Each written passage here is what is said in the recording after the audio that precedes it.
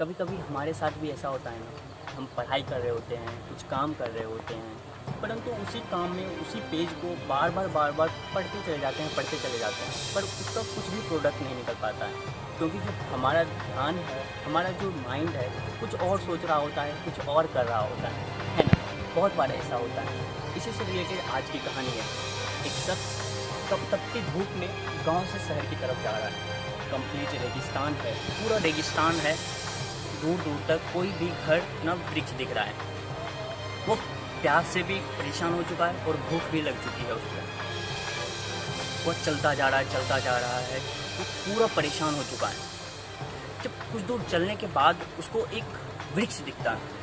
उसके अंदर से खुशी होती है कि वृक्ष है, चलो कुछ तो छाँव मिलेगी। वह सोचता है, सोचकर उस वृक्ष के पास जाता है। वह कोई आम वृक्ष नहीं था, वह एक ऐसा वृक्ष था जो कि इच्छाओं को पूरा करता था। वह उस वृक्ष के नीचे गया, छाँव में बैठा। जैसे ही बैठा उसको थोड़ी सी सुस्ती आ गई। सुस्ती होना था कि तुरंत नींद आने लगी। उसके माइंड में एक विचार आया कि काश मुझे इस परेशानी में पानी मिल जाता तो मेरा प्यास बुझ जाता। जैसे इतना सोचना था कि पानी आ गया, प्यास भी बुझ चुकी है, भूख भी लगी हुई है। उसने सोचा कि काश मुझे खाना मिल जाता तो पेट भर जाता। इतना सोचना था कि उसके सामने खाना आ गया। वो सोचने लगा कि जब मैं पानी मांगा, खाना मांगा, सब इच्छाएं पूरी हो रही है, तो अब रहने के लिए एक बड़ा सा घर, बंगला, गाड़ी मिल जाता तो बड़ा मजा आ जाता। इतना सोचना था कि उसकी ये भी इच्छाएं पूरी हो गई। जब देखा कि हमारी सारी इच्छाएं पूरी हो रही है, सारी इरादाएं पूरी हो रही है, तो वह डर गया। इतना डरना था कि उसके मन में यह विचार आया कि हो सकता है कि इस वृक्ष के नीचे निश्चित ही कोई भूत रहता है। इतना सोचना था, इतना ख्याल करना था कि चारों तरफ बहुत विशाल भयंकर भूतें आने लगी। जब वो देखा कि चारों तरफ भूत आ रहा है तो वो डर गया, पूर्ण कंप्लीट तरह से डर गया और उसके मुंह से आवाज़ निकला, चिल्ला, बचाओ बचाओ। वो चिल्लाने लगा कि बचाओ बचाओ।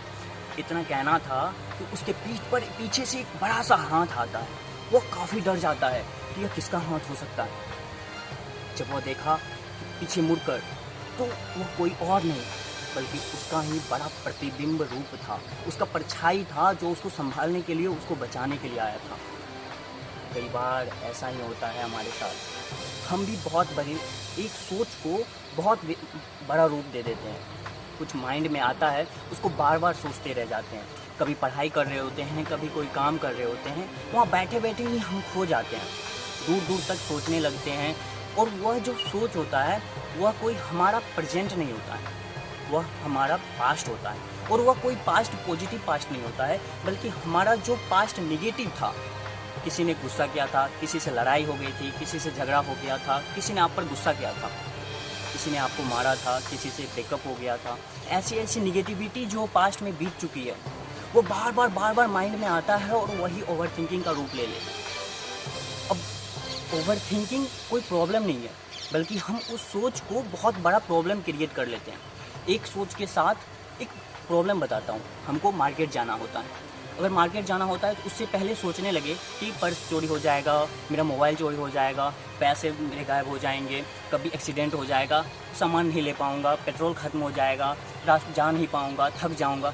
तो इतनी सारी एक प्रॉब्लम से बहुत सारी प्रॉब्लम क्रिएट हो गई। जैसे ही इतना सोचना था कि आप घर में ही रह जाओगे, वो काम भी पूरा नहीं हो पाएगा। इसी तरह से स्टडी में भी होता है। कई बार हम पढ़ते रहते हैं और खो जाते हैं कहीं और। जब भी इस तरह की थाउट आए, एक सोच आए, एक विचार आए, तो कुछ नहीं करना है, बस ब्रेन को एक मैसेज देना है कि स्टॉप। यहाँ पे जब ना नहीं का अपने आप से बोलने लगोगे कि नहीं रुको, तो ब्रेन अपने आप के भीतर सोचने लगेगा। अब पहली बात आती है ब्रेन को मैसेज देना कि रुको जरा, यहाँ पर मैं ताकतवर हूँ तुमसे, मैं कुछ कर सकता हूँ। अब इतना सोचना है कि ब्रेन को पता चल जाएगा। दूसरी बात, जब भी ऐसे विचार आए तो खुद को डाइवर्ट करना है, बॉडी में पेन क्रिएट करना है जहाँ कि सारा नर्व्स आपका इम्पल्स डाइवर्ट हो जाए, ब्रेन का सारा ब्लड एक्टिव हो जाता है जब आप सोचने लगते हैं। ऐसे में घर के रूम में जो भी तस्वीरें होती है, फैन की आवाज़ें होती है, घड़ी की आवाज़ें होती हैं, बाहर कोई आवाज़ सुनाई दे रहा है दूर का, उस पर कंसंट्रेट करने लगिए। अपनी बातें दूसरों से शेयर क्या कीजिए। जितना भी हो सकता है परिवार से, दोस्त से अपनी बातें शेयर किया कीजिए, अपनी प्रॉब्लम शेयर किया कीजिए। इतना भी नहीं हो पाता है तो सबसे अच्छा दोस्त आपका डायरी होता है, मोबाइल होता है। मोबाइल में ही आप अपनी बातों को नोट करने लगे, डायरी में नोट करने लगे। जब बहुत सारी ऐसी ऐसी विचारें आएंगी, जब आप उसको लिख कर डस्टबिन में डाल दोगे तो वह आपका 1 से 2 बार लिखने के बाद वह आपसे दूर होता चला जाएगा। ऐसे में कंप्लीट आप फोकस कर पाओगे, काम कर पाओगे, अपना ध्यान लगा पाओगे और हमारी जो प्रोडक्टिविटी होगी वह भी बढ़ेगी। इसी तरह से उड़ाते रहिए, हंसते रहिए, मुस्कुराते रहिए और एक उम्मीद बना के रखिए, क्योंकि उम्मीद से ही आत्मविश्वास आता है। बहुत बहुत धन्यवाद।